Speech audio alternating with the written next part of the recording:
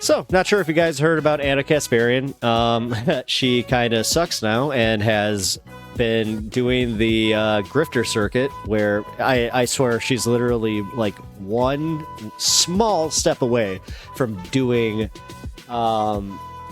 what's his name now? Oh my god, Dave Rubin. I have a feeling that she's gonna end up on the Rubin Report and probably Tim Pool, but. Yeah, so let's take a look at Anna Kasparian, her gripes with her previous party, and what she has to say to Piers Morgan and how she's going to lap up his balls. I'm sorry. I mean, that seems a bit crass. Commentator, best known for her work alongside my old friend Cenk Uygur and Liberal network The Young Turks. She has some strident views on where it all went wrong for the Democrats in this election, and she's faced an... Hold on. Woo. Guys, I think my cat's downstairs. Avalanche of personal attacks from Liberal followers for denouncing President Biden. Gavin Newsom, commentator, best known for her work alongside my old friend Cenk Uygur and Liberal network The Young Turks. She has some strident views on where it all went wrong for the Democrats in this election, and she's faced an avalanche of personal attacks from Liberal followers for denouncing President Biden, Gavin Newsom, and wokeism, among other Democratic deities. So has Anna Kasparian left the left? Let's find out. She joins me now. Anna, welcome to your uncensored debut. Thank you for having me, Piers. We tried to lure you on many times, but you haven't taken the Cenk route of coming on just to shout at me, but it's good to have you finally. And we'll get to Cenk later, don't worry. Thank you. I just want to talk to you. So well, you need to give me one promise. Go on. You have to give me one promise that you guys aren't going to do me dirty in the thumbnail for this video. You promise? You know what? I can't promise, because we've done some corkers recently, particularly involving Cenk. But as he knows better than anybody, a great thumbnail drives more traffic, and that's the game we're in. We want people to just remember that when you call me out for it. So we are very proud of our thumbnail. I mean, if I look attractive. If I look attractive, that might actually draw some more eyebrows. So think about it. Wow, you're playing that card. Well, I admire it. I admire it. Listen, to be serious, you've made a bit of news recently. We've got a little shot to start with of your reaction to when Trump won in 2016. I have no respect for women who voted for Trump. Okay. Yeah, me too. I think so poorly of them, and the reason why is because. Look, I don't think that you're a single issue voter. I just think you're dumb, okay? I think you're fucking dumb. When you vote for someone who openly treats women like second-class citizens, who talks about them as if they're nothing more than a piece of meat, who has been accused of sexually assaulting them, who has been caught on tape talking about groping them and grabbing them by the pussy without consent, yeah, you're an idiot. You're an idiot. So, Anna, have you moderated your view of Trump voters this time around? To say the least. That video I am not proud of, I will say that. And, you know, I had a very emotional reaction to news that Trump won in 2016. I was totally blindsided by it. And to be quite frank, I think that attacking voters is one of the worst things you can do. Oh my God. These are our fellow Americans, regardless of who they vote for. That's not the only clip of her, though. No. I don't want to pause this a lot, but holy crap. Yeah, Jonas, wow, I didn't realize she got that bad. Right? I retract what I said about being sorry about the ball lapping comment. I mean, dude, she is literally tongue out just... What they think. In order for this great experiment in America to work, we have to respect each other. And so that was 8 years ago. I'd like to think that I've matured since then. And I hope that I can prove that maturity through the work that I do today. You said 5 days before the election, you posted this, I think, to X, I don't support Trump. I also don't think it's helpful to call him a fascist or a Nazi. Those words actually mean something beyond not liking a candidate. I mean, I completely agree with you.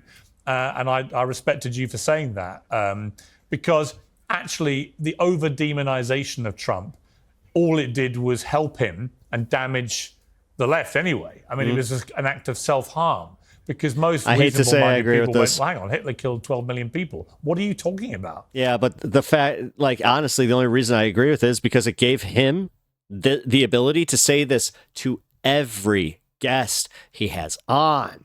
So he's giving it even more power. Like, Jonas, this is what it looks like when you sell your soul. Yep. And if he was such a terrible fascist, why didn't he behave like a fascist for 4 years when he had the chance? And the truth is he didn't. January 6th was awful. Just wait. I've actually been saying it. She's going to get blonder, and she's probably going to develop like a weight problem, or she's going to get some actual like work done. Trust me. The more right she goes, trust me. And I wrote that at the time. And I know this is sexist, but at this juncture, time, fucker. and said it at the time. But other than that, where you could construct an argument for this was the kind of thing you would see in a sort of a banana republic, there's nothing about Trump's first term which screamed fascism to me. And I felt that persistent attack and he's the new Hitler was just ludicrous. Mm-hmm. Well, it's insulting for like the Jewish community. Again, no pushback, none at all. Literally, she knows that this is a disingenuous thing because she knows how much he actually misconstrues this. Nope. She's actually gonna like go at this like it's a good fucking point. That, of course, was victimized by Hitler. It kind of downplays or minimizes the severity and the brutality of Hitler and what he carried out. But, I think that just to play devil's advocate, those who kind of use phrases or words like... It's Piers, not Pierce. Pierce is I think of Pierce Brosnan, so do not besmirch the good name Pierce when his name is Piers, like, going to the piers to pick up a port shipment. Fascist in order to describe Donald Trump. They're not using it in an academic sense. Even though it's not spelled the same way. They're using it in regard to some of the, authoritarian tendencies that we heard about regarding Donald Trump in his first term. And, you can argue, well, there's a lot of hearsay. There's a lot of comments from disgruntled former administration officials who claim that Trump said these things behind closed doors. If you want to make that argument, that's fine. But even if, let's give those individuals the benefit of the doubt and just assume that Trump did, in fact, say those things during closed door meetings, it still doesn't rise to the actual definition of a fascist, right? I mean, where are the brown shirts? What about, like, wait, and she's pulling this one? Where's the browns? Okay, so what about when the brown shirts do come? What about when he weaponizes the military? Then does that not, like, classify as the brown shirts coming? Like, oh my God, guys. She's way worse than I thought she was. Where is the militarized the grift is citizenry real, man. That's going to carry out, Trump's dirty deeds? It's a type of hyperbole that I don't think Democrats, and I'm not talking about the voters, I'm talking about Democrats in positions of power, genuinely believed. I think what they did is use tactics of fear and division in order to accumulate votes and support in lieu of having an actual imagination of what this country could be if they implement policies that make the lives of ordinary Americans better. The Democrats have made a deal with the devil, and the devil is their corporate donors. And since their corporate donors want... But we're not going to literally bring out the whole fact that, Elon Musk and the what? Very specific things for the donations that they're providing to these politicians. And usually that's I'm sorry. Policy that does not bode well for American workers. What Democrats tend to do is lean into tactics of fear, or they talk about culture war issues, right? They lean into the culture war. And every election cycle, they get more and more maximalist with what they claim they want to carry out on these culture war topics. And they've gone too far. And I think Americans have kind of fought back against them. You gave three events that you've referenced which made you reassess your political alignment. The first one was when you revealed you'd been sexually assaulted by two homeless people in LA in 2022, and you were accused of stigmatizing your unhoused neighbors, which was a staggering response to a woman revealing she'd been sexually assaulted. Tell me about that. Right. I mean, I hate having to relive it, but yeah, I was walking my dog and there were two men coming toward me. But, living in Los Angeles, there is a large homeless population, and I had never been, victimized by anybody before. So I didn't think much of it. As I was bending over to pick up my dog's mess, one of them grabbed me by the hips and with an erection, just started thrusting at me very violently. I was terrified. I was alone. I didn't have a weapon on me. And so, it took a while for me to get over that because whether I like it or not, I have to walk my dog. Right. Sometimes I have to do it at night, right? And so I had to kind of think about that every single time I was taking my dog out to walk. And so I had just opened up about it on our show, not really thinking that it was going to lead to backlash. I wasn't even looking for sympathy. It was on my mind and I just talked about it. And it led to just this wave of you hate homeless people, you're stigmatizing homeless people, don't call them homeless people, they're unhoused, which I don't even understand why unhoused would be better than saying homeless. And by the way, these are the same people. This is what the left likes to do. Right, they like to change the language instead of actually addressing the issue at hand. Yeah, and these are the same people who supposedly are there for women, right? And fighting for women and supporting women and believe women, all this kind of thing. But when it actually came to you, they just were prepared to throw you under a horrific bus. And far from treating you as a victim, they almost made you out to be the villain of this story. They did, but I want to be clear about something. I think that this is a small but incredibly loud and influential faction of the Democratic Party. This is not indicative of all Democrats. This is not indicative of all Democratic lawmakers. This is a small group of activists who like to bully, who like to go to city council meetings, who like to go to various rallies and essentially be loud, be threatening, be aggressive until they get their way. And for far too long, the Democratic Party has been terrified of these little mobs of people, these little mobs of activists, and have basically just carried out what these activists want.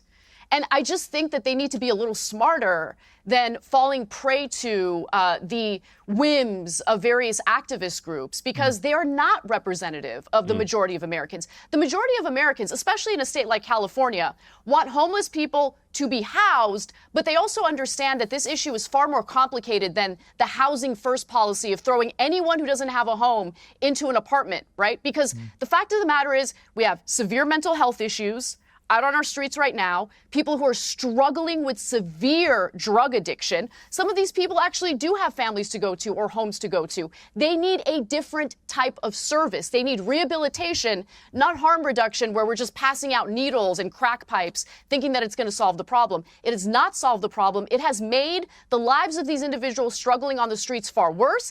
Okay, I think that she's backwards on this, but okay. And fine, it has also whatever. made the lives of hardworking, tax-paying speaking Americans to her experience, in states guys. like California a lot worse. Yeah. When I look at my life right now and I ask myself, which political party has made my life worse? It's not the Republican Party. Locally speaking, the Democrats have complete control, and they have nearly destroyed my family's livelihood. Okay, we are living in trash and squalor everywhere. And unless the Democratic Party actually acknowledge these issues and solve these issues, rather than stealing our taxpayer money and funneling it to their nonprofit friends, they keep doing this, they're going to keep losing. And I'm going to keep speaking out against them. I don't care how much they hate Trump. I don't care how naughty the Republicans are being. Yeah. Right now, the people having a negative impact on my life is the Democratic Party, and they need to change their ways. No, it sounds like you're actually just like railing against the fact that you live like in an area that has homeless people. We say we want to change the status quo. It doesn't mean we want to live in anarchy. It doesn't mean that we want to have $24 billion of our taxpayer money in California stolen by these nonprofits. It means that we want working people to be rewarded for their hard work. We want. Oh my God, she's saying the nonprofits thing. So she's actually probably in support of the fact that legislation that they're trying to pass with Trump, where they can make any nonprofit lose its tax-free status. So, affordable. Oh my God! Housing. She we want really better sucks. working conditions, higher this wages, is making me angry. better health care. These are things. I'm glad that I don't watch her anymore, but now I'm just reminded why. But I didn't know it was this bad. Like, honestly, like I read her Substack piece, but this is a bridge that honestly, like, what the fuck? The Democrats I want to say it's a bridge too far, but that bridge was already crossed. So used to purport to want to do, they don't do any of it anymore. And so I'm done with them until they change their ways. Yeah. I completely understand it. Okay, so you're gonna hitch your wagon to the right? Again, I love how she can sit here and like she is such a useful idiot for guys like Piers Morgan, because now she's literally just the look, even she's disenfranchised with the left. Oh, and she'll come to us. She'll come to us. I swear to God, if she's on Fox News soon, do not be surprised. You also got blowback when you posted, "I'm a woman. Please don't ever refer to me as a person with a uterus." Let's see if she actually like menstruates." retracts her statement, How do people or not realize how degrading this is? You can support the transgender community. is she going to also give the context to what this was about? Without doing this shit. And I completely agree with you. The way that language about women has been eradicated at the altar of transgender activism, I find utterly obscene. Then you add the ridiculous assault on women's rights to fairness and equality in sport, the invasion of women's safe spaces. You know, we had a First Minister of Scotland, the head of the Scottish government, who had to resign because she took a male rapist and put him into a female prison when he just put his hand up and said, "By the way, I'm now a woman," because he wanted to get out of a male prison where he'd be treated badly and get near to new. Jonas, she should have an issue with the specific attorneys general because they have a huge amount of criminal justice power, not the left as a whole. Yeah, exactly. But no, this is her way of doing the quick grift where she can get on Piers Morgan, where she can, like, by doing this, she's going to get more media appearances. Mind you, she gets paid for all these. So she is going to, as I said, she's going to end up on Fox. She's going to be the most useful idiot to try and denigrate the left. And it's kind of stupid that, like, these are her issues when realistically, like, she still seems to have some semblance of principles, I guess, but it seems like she's ready to abandon those at the drop of a dime now, because honestly, like, look at the way that she also is just non-contextualizing everything that has happened in these situations. Again, even in her Substack, she contextualized that attack a lot differently. You pray. That was Nicola Sturgeon. She was the First Minister of Scotland. It's incredible. But the reaction you got. God, his hard-on for trans people really, like, at this point, somebody needs to go on there and just be like, dude, we know your porn files are just full, just chock full of trans porn. We know it. I can imagine what it was, because we've seen what happens when J.K. allegedly Rowling and people like that. And when I've done it, you know, you put your head over that parapet, you get unbelievable abuse and threats and so on. Is that what happened to you? Yeah, I mean, I did not expect that tweet to go as viral as it did. I didn't expect the kind of hatred I got in response to it. But look, that's okay. It's fine, right? I'm a public figure, and whether I like it or not, I signed up for any type of, you know, harassment, abuse, whatever that you get online as a result of stating your opinions. Look, the main point I want to make about the transgender community is that these are human beings, okay? They deserve to be treated with respect and dignity. And when it comes to any issue that has I'm not getting the soundbite I wanted. A real impact on their lives, housing, employment, all of that, there should be protection for this community, and we should respect the fact that they're human beings. At the same time, he literally just sucked his teeth. He literally just sucked his fucking teeth. He went... issues that arise where the rights of one group, in this case, you know, the transgender community, kind of conflicts with the rights. Oh, look at how angry he's getting. Can we just sit here? I'm gonna do, like, fuck it, I don't care.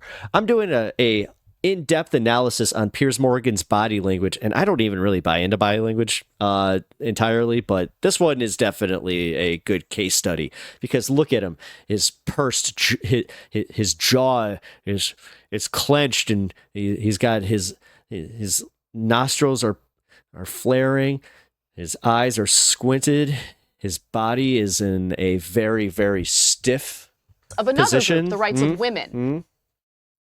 Yeah, he's not. And he's not getting the soundbite that he wanted, and he thought that this was literally going to be like, oh, and even Anna Kasparian thinks that the trans issue is ridiculous. What I think is important is that we actually have a real dialogue, a civil dialogue, about how we move forward in a way where both parties feel that they're being treated fairly and with dignity. I think that needs to be like the foundation of the conversation. Right, but I do not like, for example, I like flying a lot. I fly with British Airways normally, and I'm used to a nice, smooth-talking British Airways pilot announcing, "Good afternoon, ladies and gentlemen. Welcome to your flight." They're not allowed to say that anymore. They're not allowed to use the words ladies and gentlemen in case there happens to be somebody who... All right, Mike, I appreciate you checking in. Actually, I really appreciate you checking out my content. But yeah, I'll see you. Check out the next one. doesn't identify as a lady or gentleman on board, right? Which is likely to be a tiny, tiny number of people, right? On a plane of 600-700 people, how many are we talking? 1, 2, maybe none, right? But for them, the entire language about the vast majority of people has to be eradicated, to which I say, where are my rights to be called a gentleman? Or a woman's right to be called a lady? Shut the... Did he really just make that fucking argument? Really?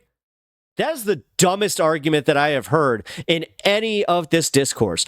I feel like I have the right to be called a gentleman. Well, here's the thing, Piers. Number one, you're not. Like, you're not a gentleman. Like, you're kind of the antithesis of a gentleman, because you're picking on somebody. You're bullying. You're actually being a bully. You are a ruffian. You are a hooligan. You are the worst of the worst. It may seem a small... God, he should have Clockwork Orange, like the hat and like everything. Whole thing. But it's all part of the same process of eradicating gender-specific language for a tiny minority and against the interests, in my opinion, of the vast majority.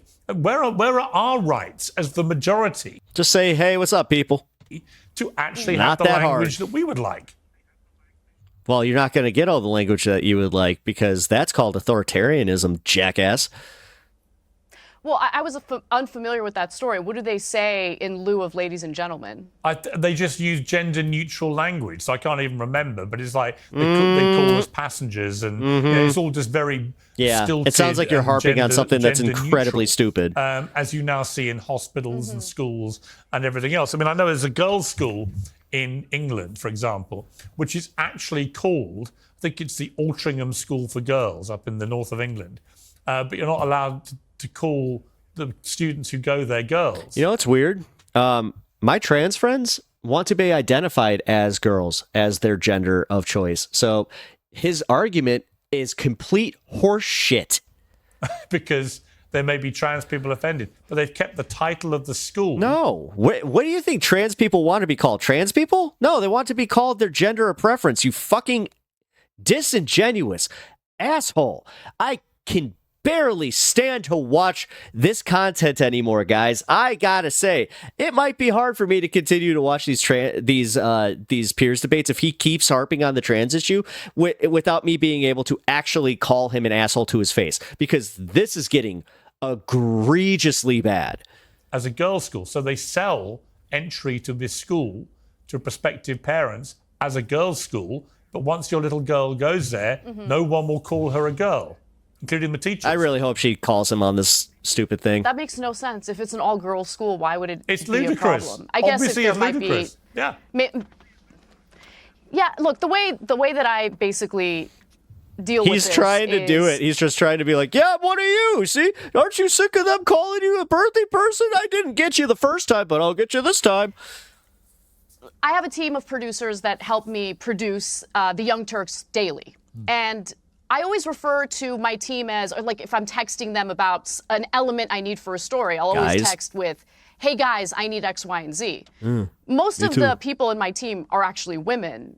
And so none of them are, I actually asked them, I'm like, are you guys at all offended that I say, hey guys? It's just kind of the way we spoke. Like in my generation, we kind of address a group of people as, hey guys. Who cares and anyway? they're totally fine with it, because guess what? Most people are fine with it. Yes. Most people don't care. I just want to go back to what I said earlier about the she's trying to make the point that most leftists don't give a shit about this. Yeah. Just because they're louder doesn't mean that they're representative of the general population. Yeah. I really do think that it's up to these various entities. That sucked, because she could have actually helped with the left there. She could have been like, no, this isn't like the broader left, but no. Dude, she's doing the thing. You know, she's governmental doing it. agencies to kind of take a stand. If you're an Anna fan, you might as well just... I think in some cases, you know, our language does change, and I think it makes sense. But in some cases, it changes because you have activist groups pushing for it, and it doesn't make sense. So let's be a little smarter. Let's use our common sense. The third thing that you cited was a story of a guy called Jeff in your apartment block who you became friends with before you realized he was a Trump supporter. And that changed your view of what a Trump supporter actually could be like. Tell me about that. Well, I think that in Trump's first term, a lot of people placed themselves in silos. So I was very much in a left-wing silo where I kind of refused to have any kind of relationship with someone who had voted for Trump. And so as a result, I was allowing kind of like the Democratic Party and mass media to paint a picture of all Trump supporters without really investigating it. I just kind of accepted what their summation was.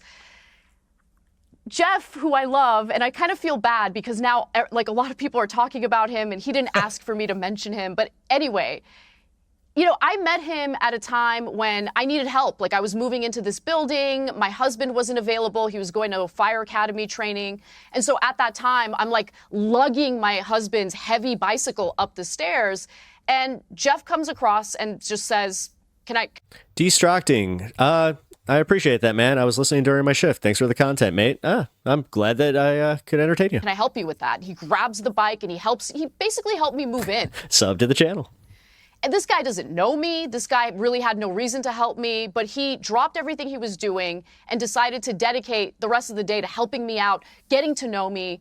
And throughout, you know, the subsequent weeks and months, we got to know each other better. Really, really sweet guy. And then one day we're at an HOA meeting. I remember we're sitting together on the couch. Of course, she's part of an HOA. As the meeting's going on. And a woman in our building stood up and she said something negative about Trump. And I was shocked because Jeff whispers in my ear, you know, oh, if she's going to be trashing Trump, then I'm out of here. And that made me realize, oh, he's a Trump supporter. And so I investigated that a little more. I was curious about his politics. He was a lifelong Democrat. He loved JFK, you know, voted for JFK. And he just said, you know, I feel like we should support our president, even if it's someone that you did not support, you did not vote for. He's our president now. And so he explained his video was good. I liked didn't matter to me because I got to know who Jeff was as a person it wasn't what I thought it was, understanding or knowing about his politics. And so that didn't just wake me up to how the, you know, Trump supporters are not a monolith. It woke me up to the fact that all of us are complex human beings. And we should not have one side of us or one element of who we are define the entirety of our character. Yeah, no, and I'll be honest, like I've even, like, this is what I've kind of made a change, and I did notice that I had a friend that unfriended me because of my politics, but then he came tail between his legs, he refriended me, and he was just like, hey, man, I appreciate that we have different politics, but I also appreciate that you're not a bad person and that you're actually like a good dude. And I was kind of like, you know what? Bygones be bygones. Entirety of who we are as people. So that's what I was trying to say. You've come under a bit of flack, both for your pivot, as it's seen, from left to right. The attacks have been led by Laura Loomer, who I'm on record as saying is a complete lunatic. But she said... Oh, when are you going to have her on? Oh, wait. When Laura Loomer starts making her crusade just exclusively the trans crusade, I guess who he's going to have her on. Here we have another political opportunist in the form of you, Anna Kasparian. Anna's a malicious and pathological liar who has spent years with her co-host, Cenk Uygur, lying about and trying to cancel every outspoken Trump supporter, including myself. She spread delusional lies about Trump, but now in a low-cut top and a full face of makeup, she wants to tell some make-believe story about a guy called Jeff, who all of a sudden made her realize that 80 million people are all unique individuals and not Nazis. Come on. Nobody is buying this garbage. Anna's trying to remain relevant to the changing media landscape after she's made serious cash bashing people like me who actually busted my ass to help Trump get elected. She's a full-blown liar. We need to reject people like this, blah, blah, blah, blah, blah. What's your response to Ms. Loomer? Well, my response is actually going to clarify something you said a little earlier, which is my pivot from the left to right. I would not describe what I'm currently espousing as right-wing. I have been, basically, on economic policies, I'm very much left-wing. I have rejected the Democratic Party because they sell a bill of goods that I'm not interested in anymore.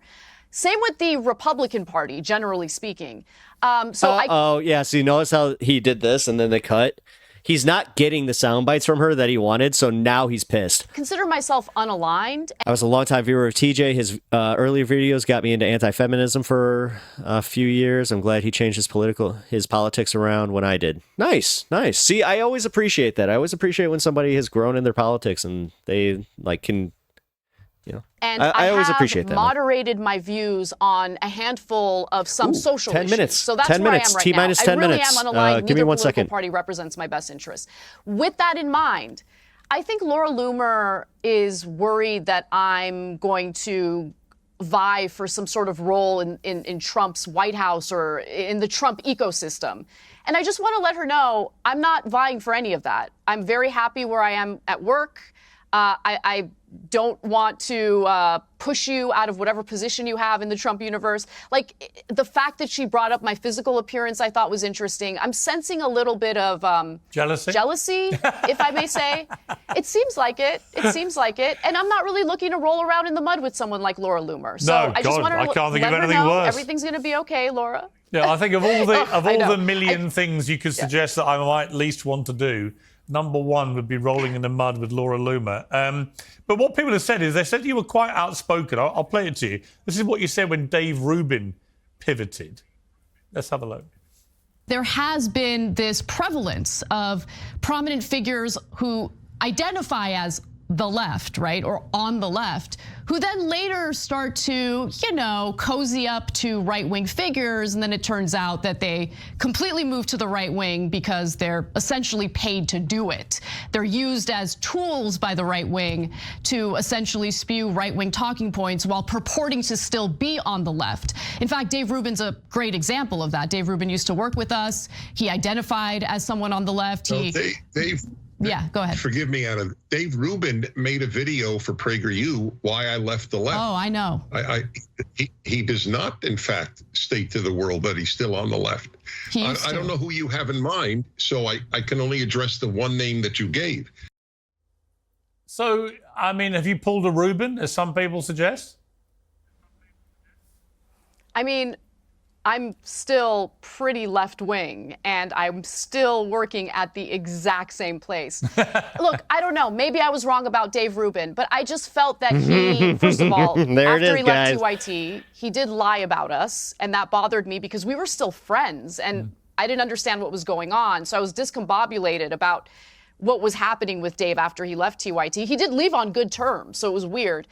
And, he kept saying that he was this classical liberal, but had trouble defining what that meant and had trouble reinforcing or at least backing up some of the claims that he was making about, his newfound identity. So, look, live and let live. Dave is doing his thing. I did feel that his pivot was strange, but maybe it was sincere. Who knows? Well, it's interesting. Somebody accused me of being a Republican. It was Brian Tyler Cohen, I think. He said, you're obviously a Republican, or Wajah Ali was one of them. And I said, look, I'm not a Republican.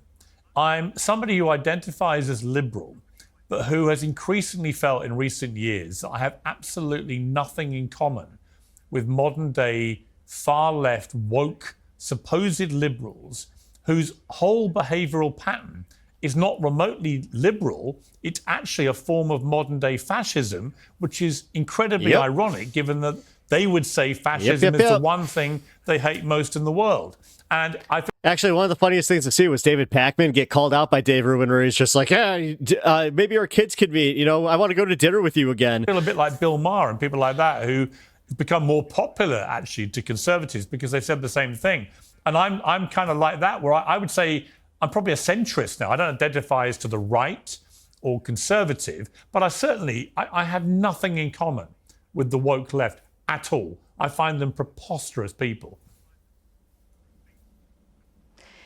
Yeah, I think a lot of people feel that way. I probably feel similar to you to some extent, maybe not as extreme. I don't refer to myself as a centrist per se, but I definitely feel far more independent now than I ever have in my life. Because you're right. I mean, you do look at the two political parties, dominant political parties in the United States, and I used to identify so strongly with what the Democratic Party represented, but as they have kind of devolved further and further down this like rabbit hole of maximalist policies for like very specific groups of people, and that's the other thing. I'm just so tired of constantly focusing on how our identities or our race, our gender, our sexual orientation, how different that makes us from one another. No, you're a working class American. You've got a lot more in common with an Asian working class American, a transgender working class American, you know, a gay working class American than you do with a black person who was chosen to be the head of a major Fortune 500 company. I probably have less in common with that woman than I would with a working class American from a different background. Yes. I think a white woman who's a CEO of a Fortune 500 company. I have less in common with her. Totally agree. I think Trump brilliantly tapped into that. I think he recognized that. And the fact that so many Black Americans, Latino Americans, Jewish Americans, Muslim Americans, white Americans, the fact they all turned out to vote for him in such big numbers shows that he managed to smash through all the... How about, again, dude, I hate this disingenuous framing. No, we're talking over 10 million people did not show up. Stop framing it like he had made all these gains. He didn't. Ethnicity and religious divides and everything else. And he just tapped into I hate disingenuous framing, and I'm going to call it on both sides. Cost of living, illegal immigration, and I would also add the woke culture, which has become increasingly antithetical to what most people want to see their lives led like. They don't want to be living a life of fascist kind of control where everyone gets cancelled for saying the wrong thing. Guys, he called us fascists. Guys. He hyperbolically called us fascists. How dare he? Reading the wrong book or laughing at the wrong moment of a joke, etc. I want to play you a clip. This is Kamala Harris.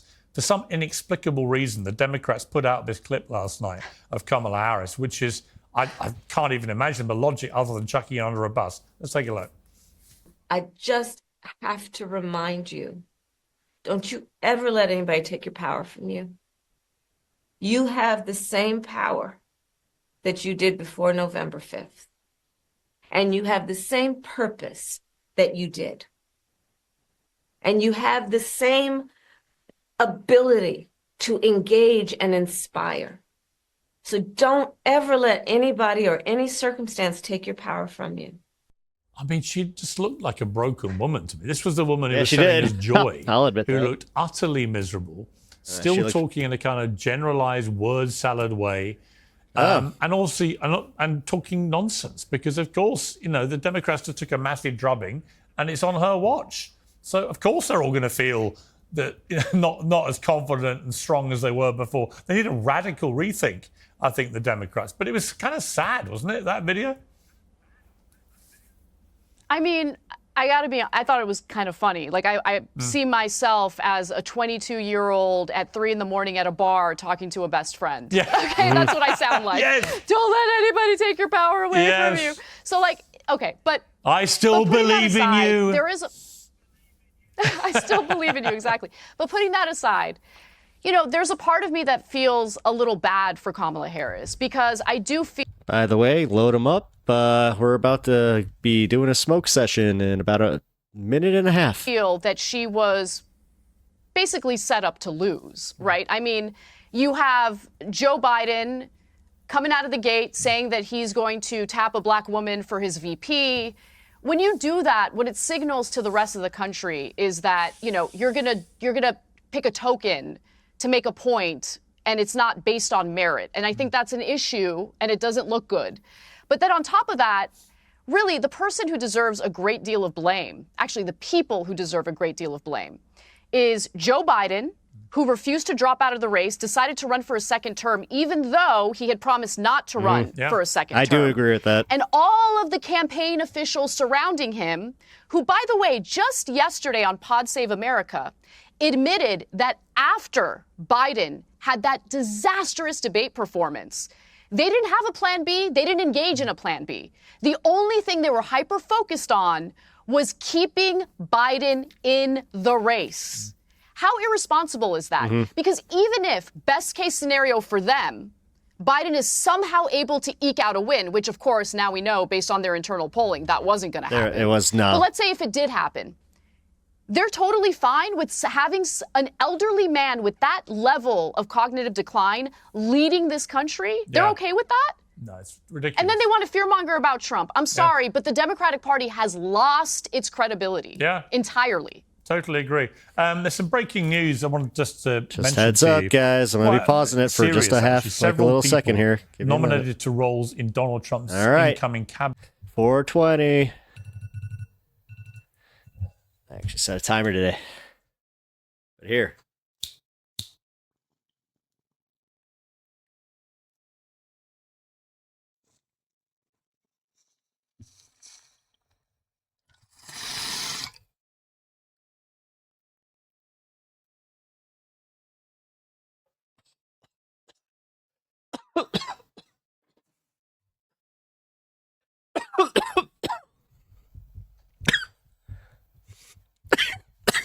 Cabinet and administration have been targeted by bomb threats and swatting. Caroline Levitt has ripped my favorite binger. Said last night and this morning, several of President Trump's cabinet nominees and administration appointees were targeted in violent, un-American threats to their lives and those who live with them. Law enforcement say the threats included a bomb threat on the home of Congresswoman Elise Stefanik, who's about to become the U.S. ambassador to the United Nations. Obviously, a very disturbing development. What do you make of that? We should be condemning political violence or threats of violence in all forms, regardless of who that violence or those threats of violence are directed to. I'm so sick of this atmosphere in America, okay? Donald Trump won the election. Not only did he win the Electoral College vote significantly, but he also won the popular vote. A Republican hasn't been able to do that since 2004. And for the individuals who are upset about that, I hear you. You should be focusing on rebuilding the Democratic Party. They lost this election. Directing violence toward the winners, directing violence toward cabinet appointees is unacceptable. It tasted like and dirt. Really does seem hypocritical, considering the fact that we keep hearing over and over again how violent the right wing is. I mean, during this election cycle, all the violence that I've seen has been carried out by individuals on the left, with the exception of the first assassination attempt against Trump. We still don't know, what motivated that guy, but his politics were all over the place. But, the second assassination attempt, obviously someone on the left, these threats of violence toward cabinet appointees, it's unacceptable. It is. Let's please be smarter than this. Yeah. I want to end on a lighter note. We started by talking about Cenk. I want to end by talking about him very briefly. We have a Cenk mashup to show you. Oh, what? I'm going to attack you. I'm going to come on, this guy's a fool. Cenk, Name stop one talking from Palestinian you Cenk, find acceptable stop shouting. to make a peace deal with. You won't because you don't want peace. All you want to do is slaughter more His Palestinians. passion is the This reason that I whole thing watch. is based on a lie. These are vicious, vigilante thugs.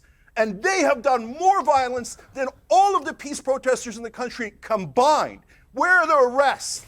Where's the outrage? Where's the indignation? You pretend that you care about protecting students, but you only care about protecting one side. Hey, if someone takes out somebody from with a stretcher, I'll pay the legal bills. Attack people. I just wondered, Anna, whether you had any advice for me on how to deal with Cenk's obvious anger management issues. I do have advice for you. Face Cenk. Let it go. Yes. Yeah. All right? Let the man talk. Let the him man cook. do his thing. Look, Let him cook. I know that for Let some, him cook. he comes across as, too aggressive, a little too animated, but understand where that's coming get to call from. It's him coming too, from a right? place of authenticity and sincerity. And for him, it's righteous anger. It's righteous rage. And my style might be a little different from his, but I'm a Cenk ride or die, okay? I know his heart is in the right place. All right. And I'm going to defend him, and I'm going to just tell you, you're welcome. You're welcome, because I know that he's helping you get those ratings, Piers. You know what? You're welcome. I'll be honest. I love Cenk. I love his passion. I love his energy. I love his combative debating style. He's welcome here. Jonas, he kind of reminds me of Alex Jones when he gets riled up. Yeah. Time, as indeed are you, Anna Kasparian. We finally got you on. That's what I hope mean. you've enjoyed it. Please come back again, because I think you guys are exactly what we want on the show. You're uncensored. Yeah. You speak your minds. I love it. Thank you. And near the end there, she almost brought me back, but then I remembered, I'm like, wait a minute. Wait a minute. If you guys enjoyed this content, let me know what you thought. I really appreciate the feedback. Also, leave a like on the stream. It really helps me out. I'm not even kidding. It really helps push me into the algorithm. So if you guys can do that, I really, really do appreciate it. Also, sub to the channel if you haven't already. I'm trying to hit that 1,000. It will, I mean, if you guys help me with that, I am forever in your debt. So I do sincerely appreciate you guys checking this out, and I will see you in the next one.